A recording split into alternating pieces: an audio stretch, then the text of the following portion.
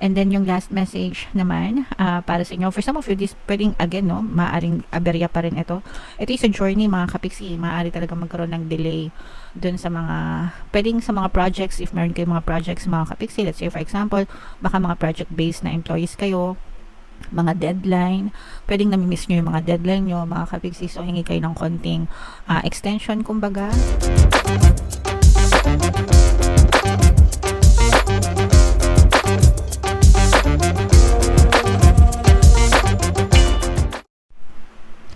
Hello guys, hello Cancer, welcome back to Pinoy Pixie Tarot. Ang pamagat ng episode natin for tonight is messages from the universe para ngayong November to December para sa Cancer, Sun, Moon, Rising, Sign, and Venus. By the way mga kapiksi, naka-upload na yung ating 2025 kapalaran para sa bawat zodiac sign guys. Kung hindi nyo pa napapanood yung video nyo, punta lang kayo dun sa ating YouTube homepage, hanapin nyo lang yung para sa zodiac sign nyo. So, kung ano na lang yung makaresonate guys, take that message. Yung first message, ito yung energy nyo mga kapiksi.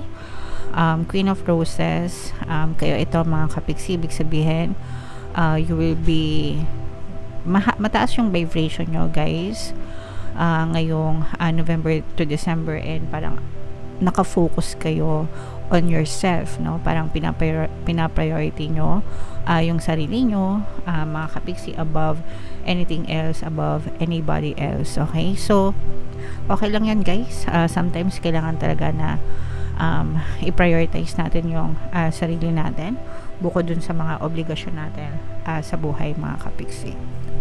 Okay, another message for you Cancer.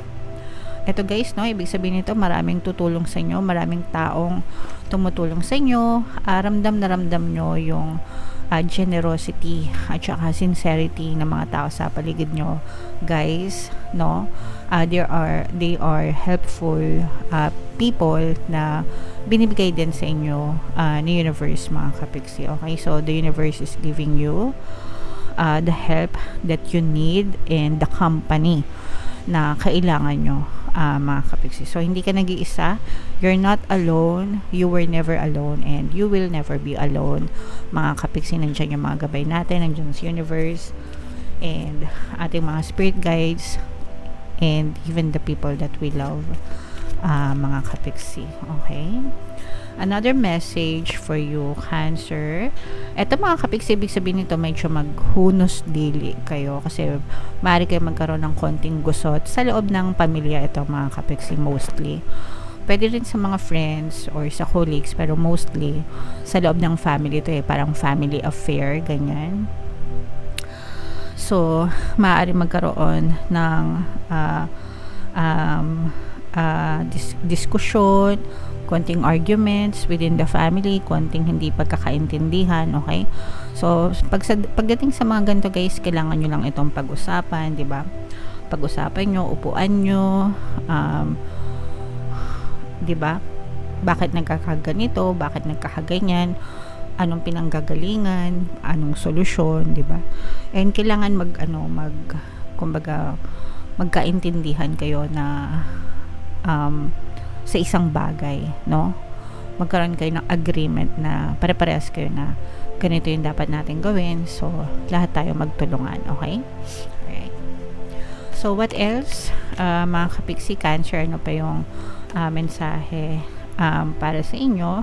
Ito mga kapiksi, for some of you, literally for some, maaaring nagkakaroon ng konting delay or aberya sa mga magta-travel, no? Kung kayo ay may mga travel plans, either business travel yan or travel na pang bakasyon or leisure, kahit saan mga kapiksi, asikasuhin nyo na mabuti, habaan nyo yung pasensya nyo kasi for some of you, pwede magkaroon ng konting delay, pwede magkaroon ng aberya sa kahit saan, pwedeng aberya sa budget, aberya sa schedule, aberya sa mga papel, di ba?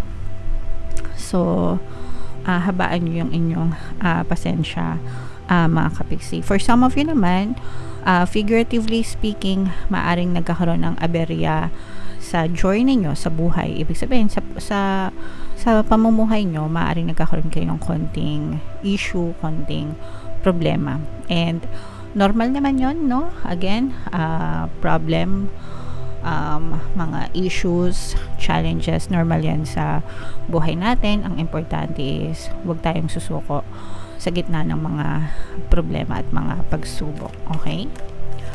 What else, guys? Tingnan pa natin kung anong message for you, Cancer. This is an earth sign energy. Capricorn, Taurus, Virgo, for some of you, maaari may earth element kayo sa inyong natal chart, or you may be dealing with an earth sign. Yung iba sa inyo, guys, parang nararamdaman ko yung happiness nyo sa mga na-achieve nyo sa buhay nyo, no? Parang, especially ngayon, November to December, if you look back, yung iba sa inyo, parang, pwedeng na-achieve nyo yung mga goals nyo, pwedeng may mga na-checkan kayo sa mga bucket list nyo, no? Or kung may mga sinet kayong goals, parang na-achieve nyo sila, and parang it brings you joy and happiness. So in short, masayang-masaya kayo, mga kapiksi, sa kung ano man yung narating nyo sa buhay nyo ngayong 2024. And kung kulang pa, better luck again next year, and sa mga susunod pang taon na dadating. So ang importante is we show up for ourselves every day. Yun naman yung importante, guys, no? Basta you do better today, diba, than yesterday. O kaya at least same amount ng effort yung ginawa mo today kagaya kahapon. And it will definitely deliver results in the future, mga kapiksi. Okay? Sabayan ng positibong mental diet, guys, na sabayan ng dasal at saka ng positibong mental diet yung inyong pagiging masipag, at siguradong talagang makakamtan nyo yung success, tagumpay at kaligayahan na ninanais nyo sa buhay nyo, mga kapiksi. And then yung last message naman para sa inyo, for some of you, this pwedeng again, no, maaring aberya pa rin ito. Ito is a journey, mga kapiksi. Maaari talaga magkaroon ng delay dun sa mga pwedeng sa mga projects, if meron kayo mga projects, mga kapiksi. Let's say for example, baka mga project based na employees kayo, mga deadline, pwedeng namimiss nyo yung mga deadline nyo, mga kapiksi. So hingi kayo ng konting extension, kumbaga. Baka bigla nagkaroon ng problema ng PC nyo, o kaya yung internet nyo, diba? So hindi kayo makapag-deliver, mga ganyan. O kaya naman sa mga clients nyo, kung may mga order tapos hindi nyo pa natatapos, diba? So mga ganon, mga konting delay, mga kapiksi. Kahit anong aspeto yan, take it how it resonates. So make sure na kausapin nyo na lang if merong other people involved, no?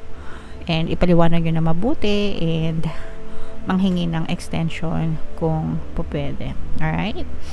Okay. So comment down below, Cancer, if feeling nyo naka-resonate kayo dyan. Tingnan natin yung additional na mensahe sa inyo, guys. Shuffle natin to. Habang sinashuffle ko to, panoorin nyo muna yung video natin regarding sa ating paano mag-manifest ng abundance video course. Kapiksi, sawa ka na ba sa mga struggles at hirap sa buhay mo? Masipag ka ba at masikap sa buhay ngunit hindi ka pa rin umaasenso? Ilang beses ka na bang nag-attempt mag-negosyo at mag-invest pero palagi ka pa rin nalulugi? Sa pagkakataon na ito ay maaaring may subconscious beliefs ka na nagiging balakid sa iyong pag-unlad at pagyaman. Introducing, paano mag-manifest ng abundance video course. Dito ay matututunan mo ma-overcome ang mga balakid mo para tuluyan ka ng umunlad, umasenso, sumagana, maging matagumpay, successful at maswerte sa iyong kabuhayan, pera, trabaho, negosyo sa lapi at kaperahan ng bonggang-bongga. Dali, mag-send na ng email sa pinoypixie@gmail.com at simulan na ang iyong pagyaman ngayon. Alright, so sa lahat ng gusto mag-avail ng course, guys, yung promo natin for November, magbibigay tayo ng 500 pesos na discount until November 30, guys. Kaya mag-avail na kayo. And meron din tayong bagong course, mga kapiksi, paano mawala ang third party at magkaroon ng harmonious na relationship para mawala yung mga kabit ng mga jowa nyo, guys. 20% discount naman yan until November 30. Kaya mag-avail na kayo, mga kapiksi. And ito yung ating additional message, guys. Trust your inner sense. Ito yung parang guys, trust your instincts. Mga kapiksi, yung instincts natin, guys, ginagabayan niya na ating mga gabay, mga kapiksi. So very important na magdasal tayo, mga kapiksi. So pakinggan nyo muna itong message, guys. Sometimes it can be hard to decipher between intuition and what our mind is telling us. Sometimes kasi hindi natin alam kung intuition natin yon or tayo lang ba, 'di ba? stories, projections, or fear can arise under the guise of intuition. To distinguish truthful inner guidance from paranoia, we must return to innocence, to our purest essence. Here we have access to the truth of our being. So, minsan kasi guys, hindi natin alam kung iniisip lang ba natin yon or intuition talaga natin. Kaya nga sinasabi ko sa inyo guys, magdasal. And para magaban kayo ng tama mga kapiksi, mag-meditate muna kayo, magdasal kayo para kumalma yung isip nyo. Pag kumakalma kasi yung isip nyo, and then doon na kayo biglang may naisip mga kapiksi, you have to trust that it's your intuition telling you those things guys, no? Kasi nag-subside na yung momentum of thoughts nyo, so hindi nyo na yung thoughts, it's your guides, it's your spirit guides feeding you those thoughts mga kapiksi. Naintindihan nyo ba? Sana naintindihan nyo. Honesty is more than not lying to yourself. It is also about, close up natin yan, it is also about not withholding and having deep transparency within yourself. Learn to trust and be absolutely honest with yourself. In your heart of hearts, you hold the answers. Notice the first thoughts you have. Ayan yung sinasabi ko. Notice the first thoughts you have before you second guess yourself. Listen and honor this. So, kapag nag-meditate kayo mga kapiksi, again, pag nagme-meditate kayo, kumakalma yung isip nyo, okay? Yung momentum of thoughts nagsusubside. Ibig sabihin, bumababa, nawawala. And the first thing na naisip nyo, kapag kalmado na kayo, you should trust those, no? Kasi yun na yung sinasabi na intuition, mga kapiksi. Your guides telling you those things, okay? So, yeah. Comment down below guys if naintindihan nyo. Sana naintindihan nyo mga kapiksi. Kung di kayo marunong mag-meditate guys, pwede kayo mag-practice. Meron tayong Tagalog guided meditation dito sa ating channel. Doon lang yan sa homepage guys. Scroll nyo lang ng konti pababa, makikita nyo na yung para mawala ang stress and anxiety. Okay? Pangpakalma ng isip yon mga kapiksi. Alright. So, comment down below guys, Cancer, if feeling nyo naka-resonate kayo. Ito guys, i-mind nyo tong mind, helping people. Itong ito maganda to yung parang feeling mo na-achieve mo na yung mga pangarap mo sa buhay. Yan, so i-mind mo na yan sa comment section mga kapiksi. And let me know, no, if naka-resonate ka guys. Ito yung ating 2025 kapalaran. Panoorin nyo na mga kapiksi. Ito naman yung ating success stories ng paano mag-manifest ng abundance video course. Click here to subscribe guys. And ito yung ating mga pampaswerte subliminals. Thank you for liking, sharing, and subscribing. See you again next time. I love you all mga kapiksi. Have a nice day. Bye-bye.